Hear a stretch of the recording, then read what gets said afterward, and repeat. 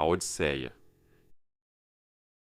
Resumo em 4 capítulos com leitura psicológica, filosófica e a chave joyciana de Ulisses. Capítulo 1. A Casa Cercada.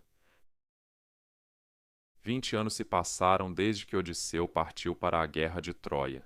10 de combate, mais 10 de ausência sem notícia depois da queda da cidade.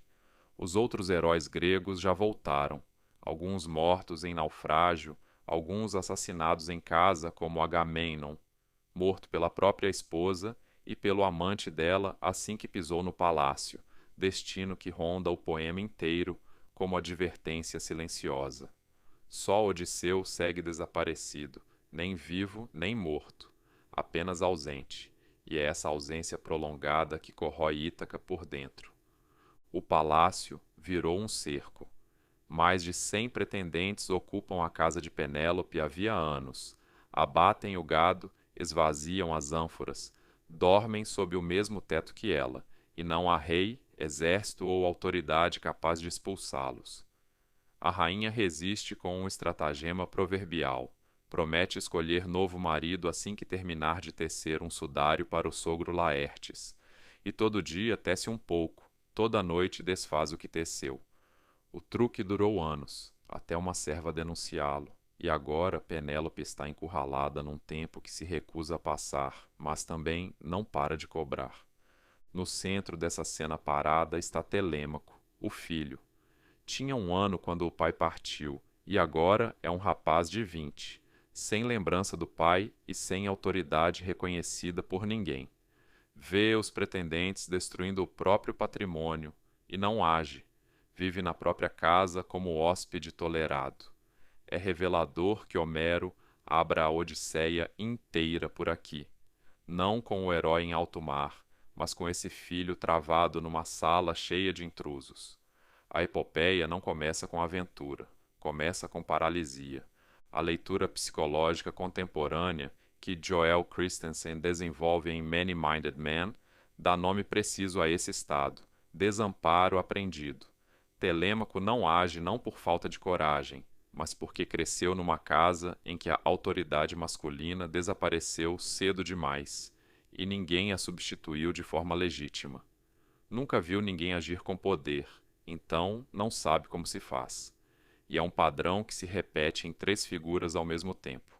Penélope paralisada no tear, Telêmaco paralisado testemunhando o próprio espólio e o próprio Odisseu, mais adiante, imóvel 7 anos na praia da ilha de Calipso, chorando diante do mar, prisioneiro de um cativeiro emocional que a ninfa disfarça de conforto.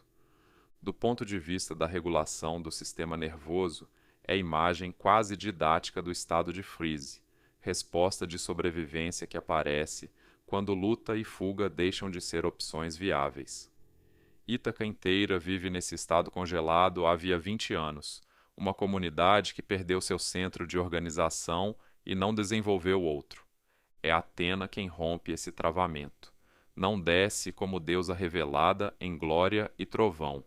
Desce disfarçada de Mentes, velho amigo estrangeiro do pai de Telêmaco.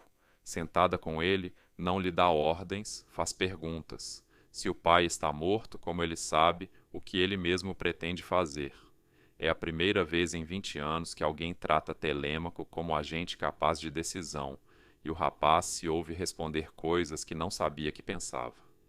Na leitura junguiana, essa cena é o retrato canônico do chamado à aventura, e Atena funciona como figura do mentor, aquilo que Jung associaria a um aspecto do self, a inteligência mais ampla que emerge quando o ego consciente está travado demais para se mover sozinho.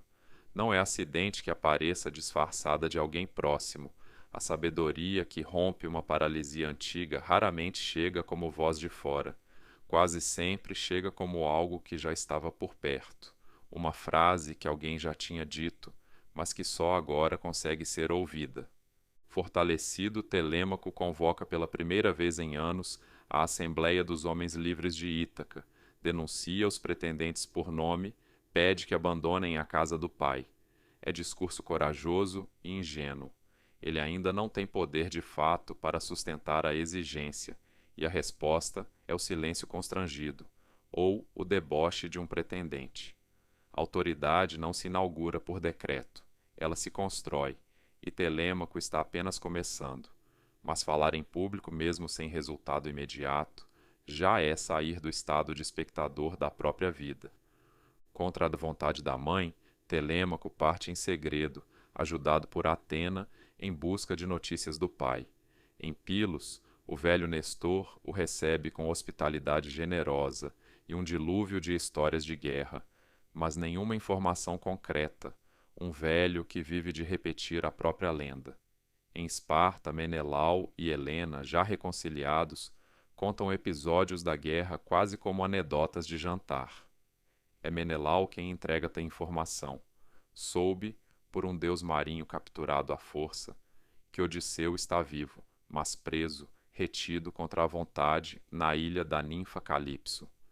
Essa viagem é pequena em ação externa e enorme em função estrutural. Telêmaco não resgata ninguém, nem recupera nada material. Ganha testemunho. Ouve homens mais velhos falarem do pai como figura real, e nesse processo começa a se tornar capaz de herdar aquele nome, não só por sangue, mas por reconhecimento simbólico transmitido de geração em geração. Na camada filosófica antiga, é a lógica que o neoplatonista Porfírio via em toda a Odisseia. O mundo material e sensível, encarnado pela casa tomada e pelo apetite sem freio dos pretendentes, prende a alma e a distrai de seu destino verdadeiro. Sair fisicamente de Ítaca é o primeiro movimento de desidentificação com esse estado de coisas. Há também leitura estoica possível, mesmo anacrônica, a distinção entre o que está sob nosso controle e o que não está. Telêmaco não pode trazer o pai de volta por vontade, mas pode agir sobre o único território que lhe pertence, a decisão de buscar informação. É esse recorte estreito de agência, bem exercido, que o tira do congelamento inicial. Enquanto o filho viaja, no Olimpo os deuses debatem o destino do pai.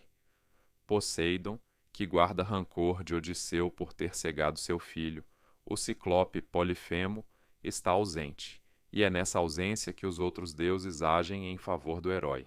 Zeus autoriza o retorno, Atena insiste, e a narrativa se põe em movimento em duas frentes.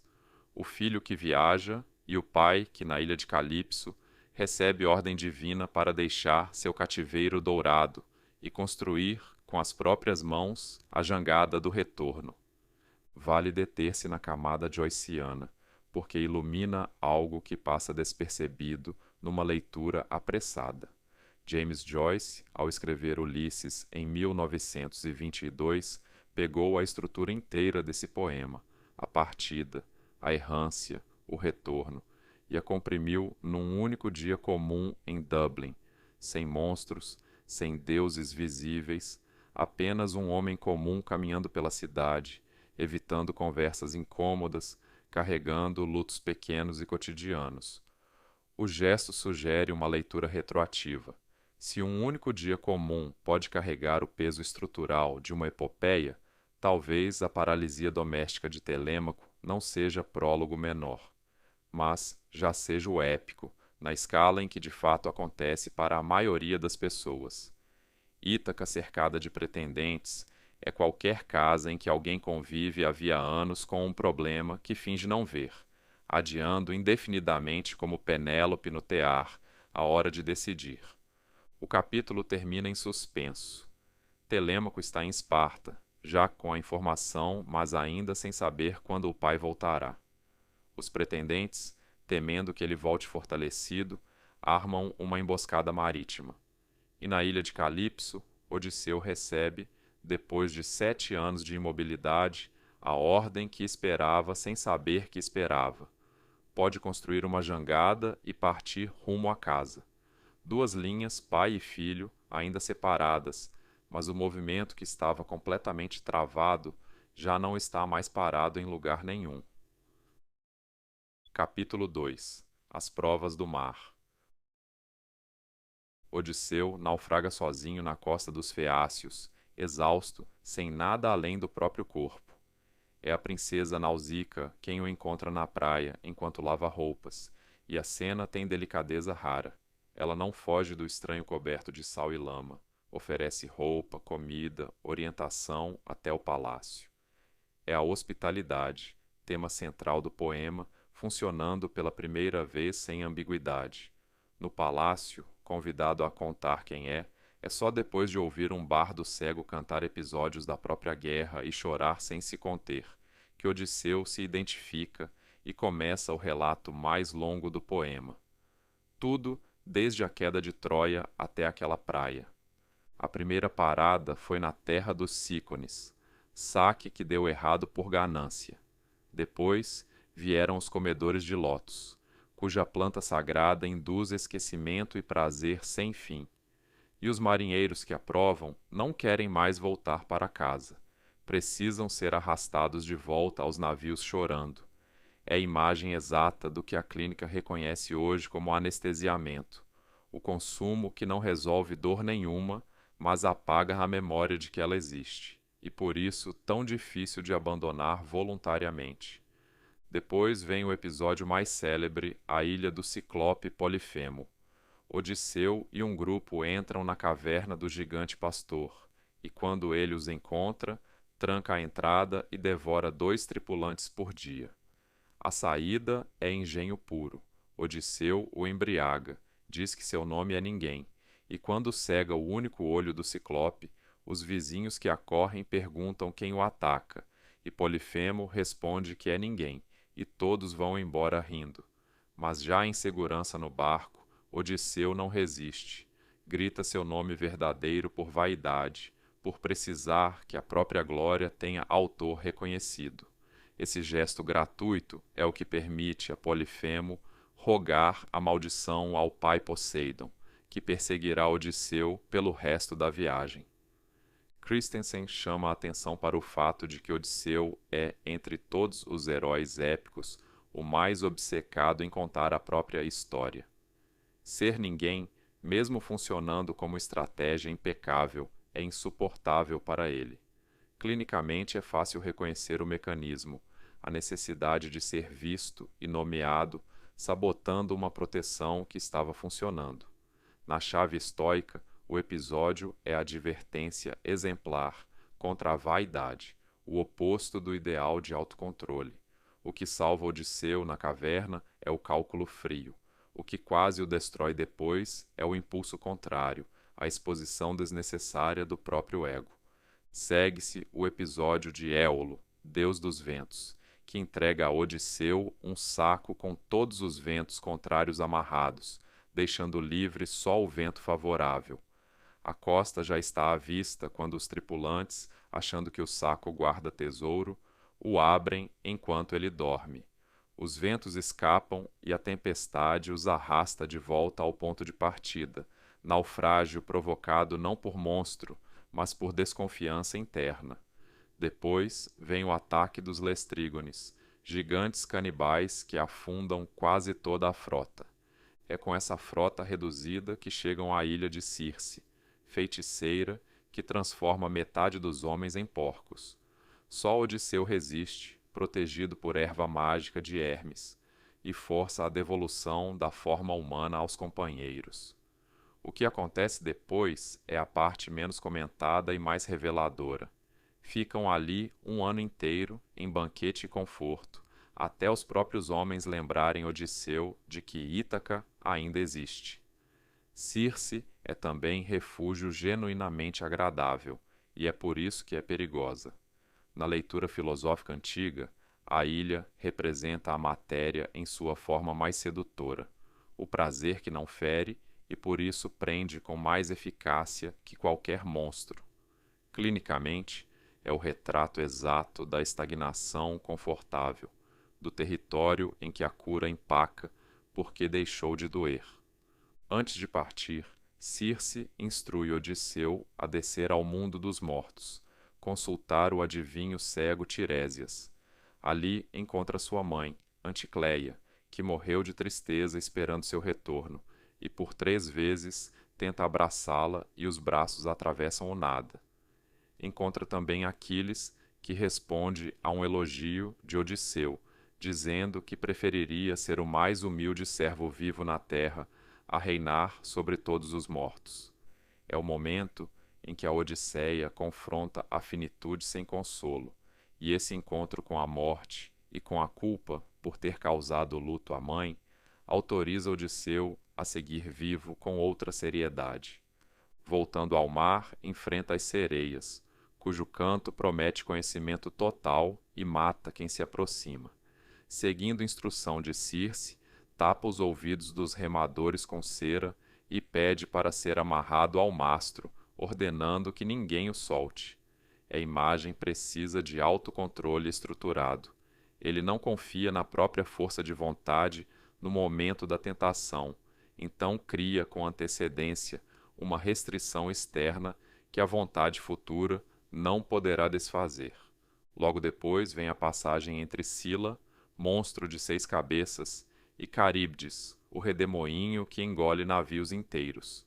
Não há caminho seguro, só a escolha de qual perda é suportável, e Odisseu escolhe perder 6 homens para Sila em vez de arriscar a embarcação inteira. Às vezes, a única decisão disponível é escolher qual dor carregar, não como fugir de toda dor. O desastre final acontece na Ilha do Sol, onde pastam os rebanhos sagrados de Hélios. Avisados para não tocar naqueles animais, os companheiros famintos os abatem mesmo assim durante uma ausência de Odisseu, e o castigo divino é total. Uma tempestade destrói o navio e afoga todos, restando Odisseu como o único sobrevivente, sozinho pela primeira vez desde que partiu de Troia. É dessa deriva que chega exausto à ilha de Calipso, onde ficará retido 7 anos.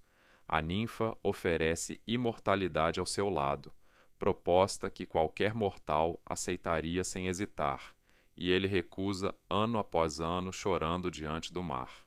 É talvez o gesto filosófico mais denso do poema, a recusa da vida eterna sem dor em favor de uma vida mortal, limitada, mas ligada a uma esposa, um filho, uma casa específicos. Na leitura neoplatônica, é a alma escolhendo o caminho de volta à origem particular, em vez da estagnação impessoal da eternidade oferecida. A camada joyceana rende contraste elegante. No Ulisses, cada episódio homérico é rebaixado à escala de um dia comum em Dublin. O bar hostil vira o Ciclope, a taberna sedutora vira as sereias, o bordel vira Circe. Joyce afirma que a estrutura dessas provações se repete em qualquer vida comum, em escala reduzida, com a mesma arquitetura de tentação, estagnação, vaidade e escolha impossível. O relato de Odisseu termina na praia de Calipso, encerrando o círculo até o presente narrativo. Os feácios prometem levá-lo para casa em um navio mágico que atravessa qualquer distância numa única noite. Fim das aventuras marítimas e início da parte final do poema. Capítulo 3. O disfarce e o reconhecimento.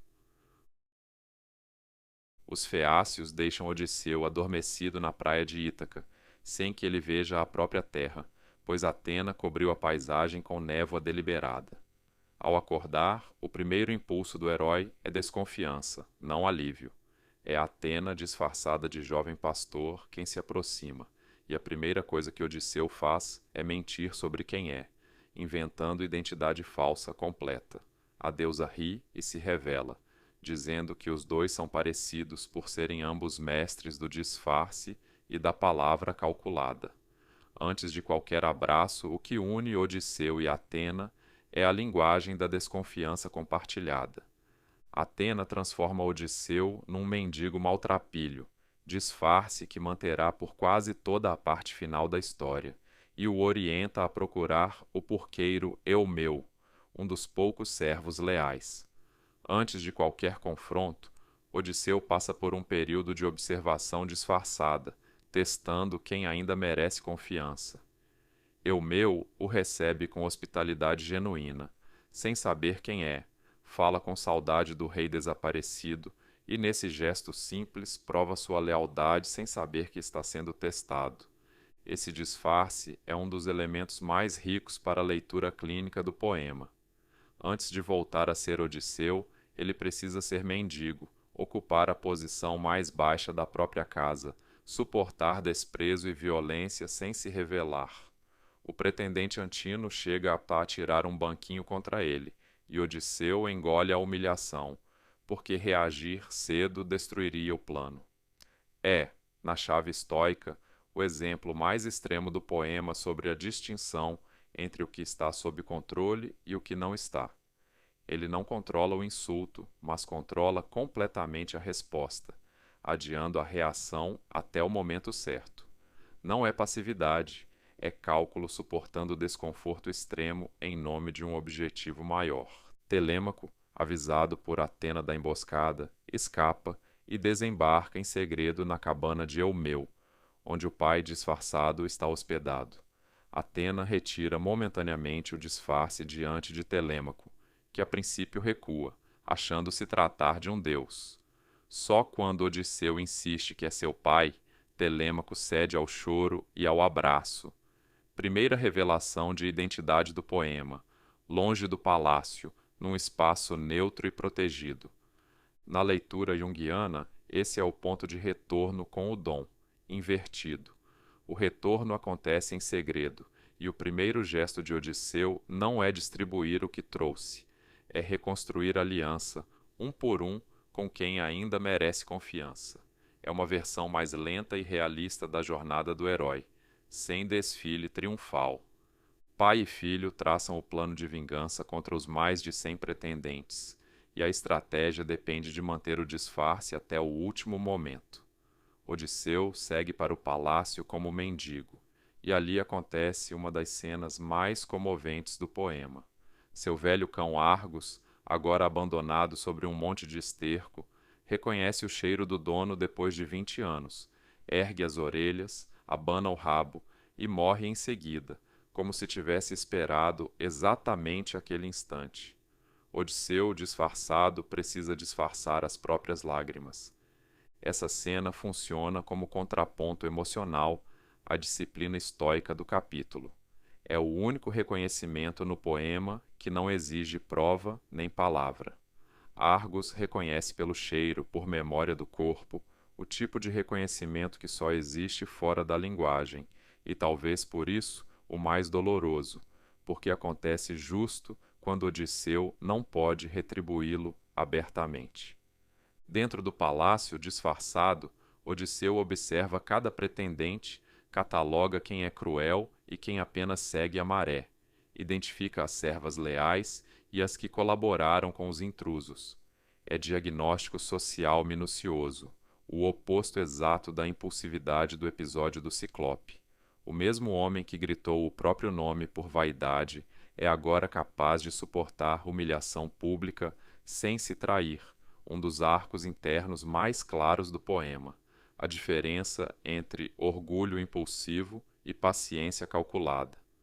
O reconhecimento mais arriscado acontece por acidente.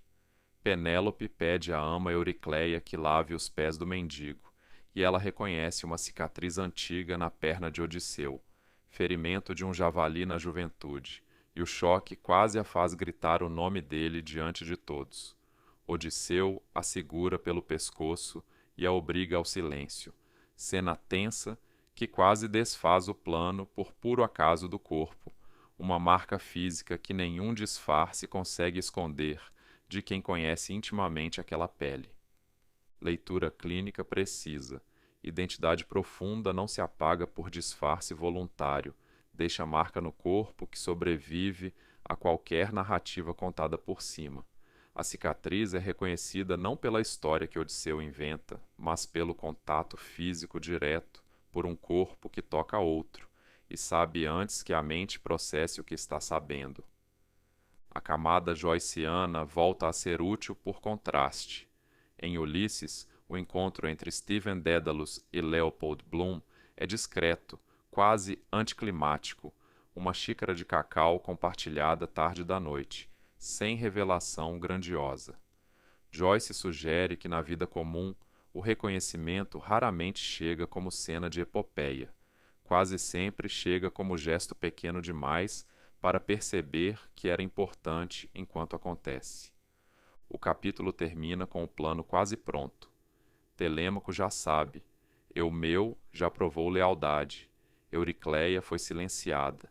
E Penélope, ainda sem saber que o mendigo é seu marido, anuncia para o dia seguinte uma prova decisiva.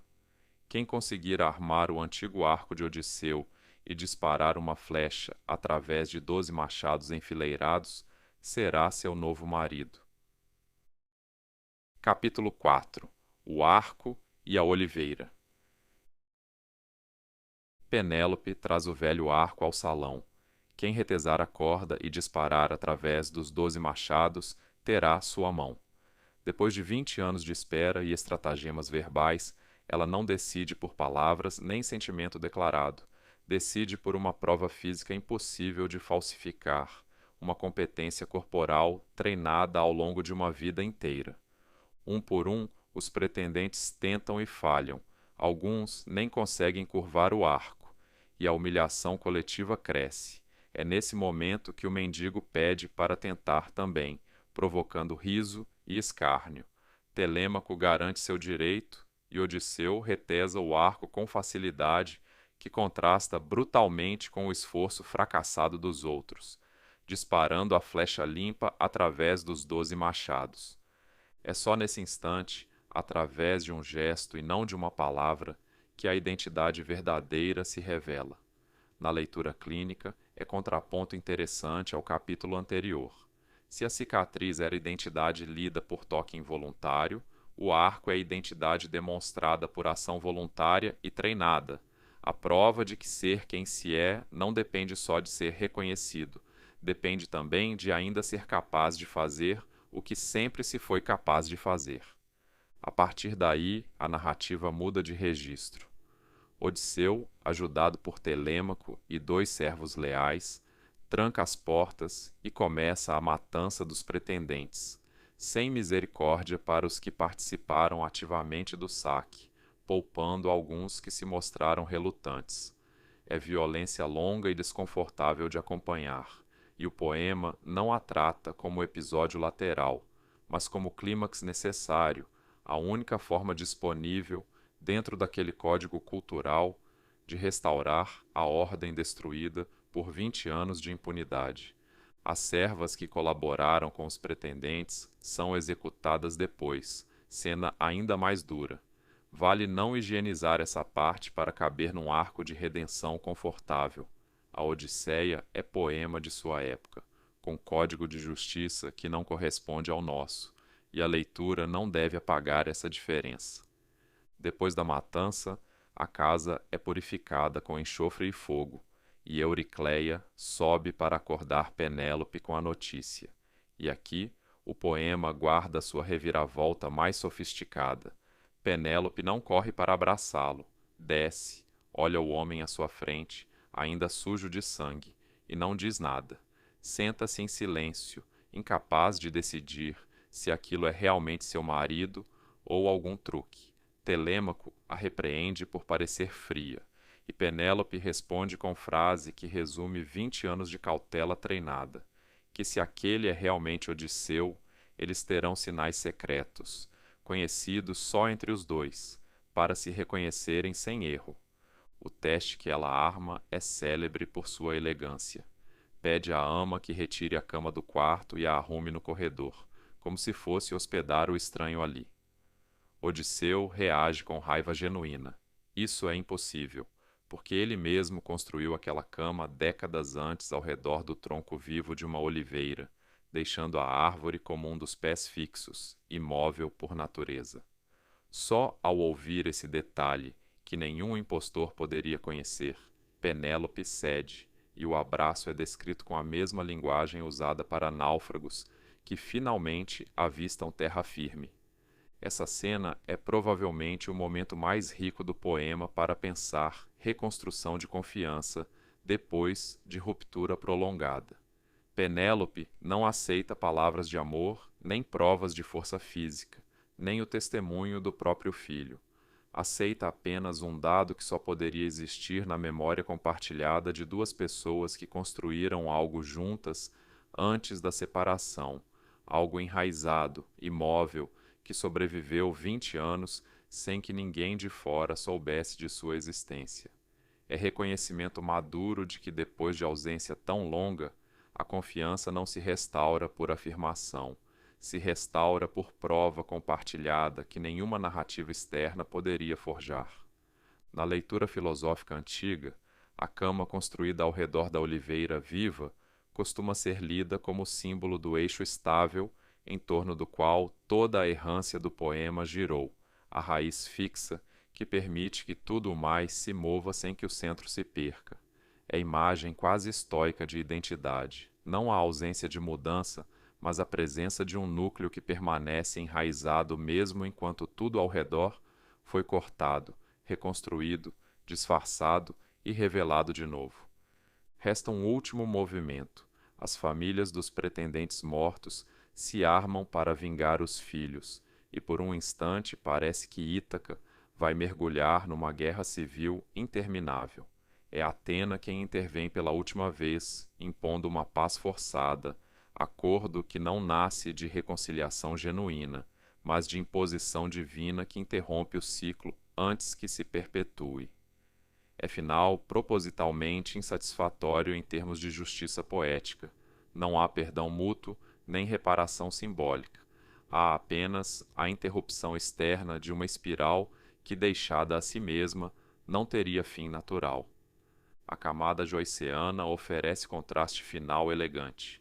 O dia de Bloom em Ulisses termina sem batalha, sem vingança, apenas o retorno silencioso para a casa e para a cama que divide, de forma imperfeita e não totalmente reconciliada, com Molly, cujo longo monólogo interior fecha o romance sem resolução clara sobre o estado real do casamento. Onde Homero termina com purificação ritual, reconhecimento por prova compartilhada e paz imposta de fora, Joyce termina com ambiguidade aberta. Lidos em conjunto, os dois finais sugerem que o retorno físico é a parte mais fácil, e que a parte difícil, restaurar confiança, provar identidade, reconstruir o que ficou cortado, exige provas que a linguagem sozinha nunca poderia oferecer. A Odisseia termina não com um herói coroado em triunfo absoluto, mas com um homem sentado ao lado da esposa que soube esperar de forma inteligente, num reino que precisou de intervenção divina para não se destruir na vingança da vingança, tendo pago o preço alto de 20 anos, da tripulação inteira, de uma paralisia coletiva que só terminou porque alguém, finalmente, teve coragem de sair de casa para procurar respostas, e alguém mais do outro lado do mar teve paciência para esperar de olhos abertos.